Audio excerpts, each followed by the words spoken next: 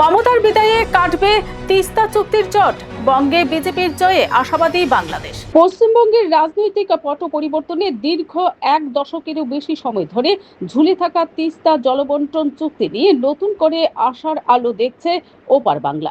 রাজ্যে তৃণমূল কংগ্রেসের পরাজয় এবং শুভেন্দু অধিকারীর নেতৃত্বে বিজেপির উত্থানকে স্বাগত জানিয়েছেন বাংলাদেশের শাসক দল বাংলাদেশ ন্যাশনালিস্ট পার্টি।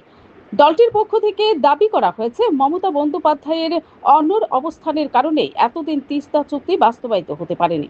এক সাক্ষাৎকারে বিএনপির তথ্য সম্পাদক আজিজুল বারী হেলাল পশ্চিমবঙ্গের শুভেন্দু অধিকারীর নেতৃত্বে বিজেপির কাজের প্রশংসা করে জানান, এই জয় দুই বাংলার সম্পর্কের ক্ষেত্রে এক নতুন দিগন্ত খুলে দেবে। তিনি বলেন, এতদিন মমতা বন্দ্যোপাধ্যায়ের নেতৃত্বাধীন সরকারই ছিল তিস্তা চুক্তির পথে প্রধান অন্তরায়।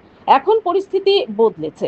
আমাদের বিশ্বাস, এবার পশ্চিমবঙ্গের বিজেপি সরকার বাংলাদেশের দীর্ঘদিনের কাঙ্ক্ষিত এই চুক্তির বিষয়ে নরেন্দ্র মোদী সরকারের সঙ্গে একযোগে কাজ করতে পারবে। Bureau report, BTV Tripura news.